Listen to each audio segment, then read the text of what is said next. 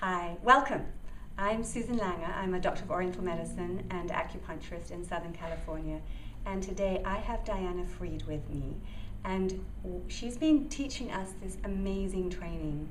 She is the founder of Acupuncturists Without Borders. And I'm going to ask her a few questions about what she's doing, what she's about, and why she's doing it, and this phenomenal work that she's doing worldwide. So thank you for listening. So Diana. Hi. Hi, welcome. This is a long 2 days you've been doing with us. And I'm just very curious of how you started this. What got you into it? Well, I spent many years working internationally in very economically poor communities and working with organizations that were creating ways for communities to sustain themselves and to develop in an integral way that supported the lifestyles and traditions of those communities. And I went on to study acupuncture and always wanted to link the global work with acupuncture, because acupuncture is an amazing medicine for creating peace in the world and for helping people heal and for really transforming communities. And so I had been thinking about ways in which to do this work when Hurricane Katrina hit. And it was really as a result of that that I felt compelled to bring acupuncturists together to go to New Orleans and help to heal the tremendous tragedy that had hit a very large part of the Gulf Coast. And so that was when I started Acupuncturists Without Borders. So you started locally in America, didn't you? Yes. Yes. Started the program in Louisiana. And what is this program that you do? What we do is we bring acupuncture treatment services to communities in need around the world in the aftermath of disasters or where people have experienced severe trauma as a result of poverty, financial poverty, conflict, environmental devastation, or disasters. And we also, in parts of the world, following bringing treatment services, we will train local healthcare practitioners in how to do the simple Nada protocol on the ears so that they can continue to serve in their communities. So that sounds fantastic. And what is it? How does the acupuncture help them? What do they experience?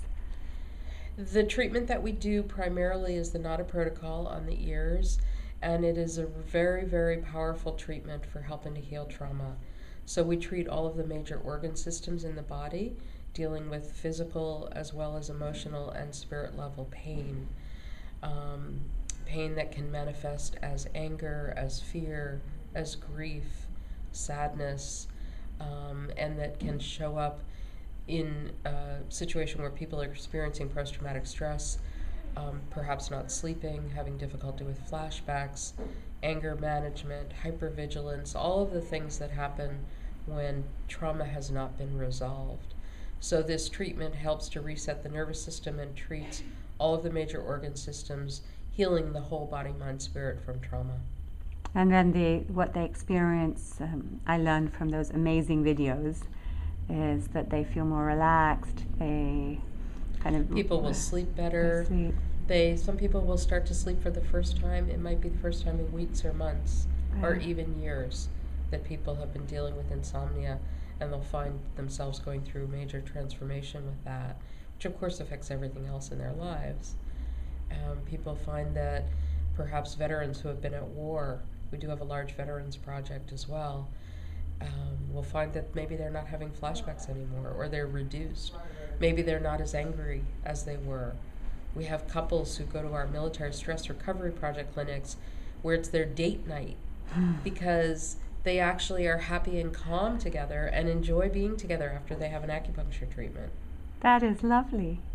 So acupuncture on your date night could become a really romantic follow-up for couples coming through post-traumatic stress then. Yeah, exactly. Yes. Exactly. So you're working with military vets. You worked with Katrina, and then globally, where have you been? We went to Haiti after the terrible earthquake in 2010, and for about 6 months, we treated people and sent teams to Haiti and treated thousands of people. And then we're asked by Haitian healthcare practitioners to come back and train them.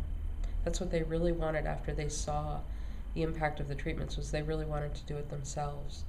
So we were able to go back, we got some funding to go back and train them, and we're still in that process of training Haitians. We've also led trips to Nepal, Mongolia, Ecuador, Mexico, and have trained Nepali healthcare practitioners and also Mongolian traditional medicine doctors to be able to do this work. Mongolia suffers from a tremendous amount of alcoholism, and some of the doctors that we've trained are in the process of trying to set up an alcoholism clinic based on the work that we did.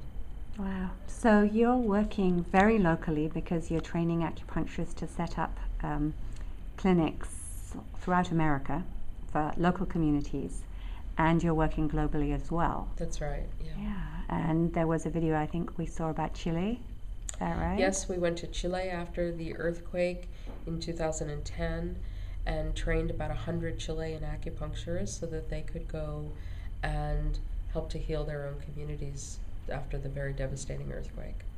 So what you're doing is you're not just administering treatment or teaching American acupuncturists to do that, but you're going in and you're helping the communities so that they're able to help themselves forever, really. Yes.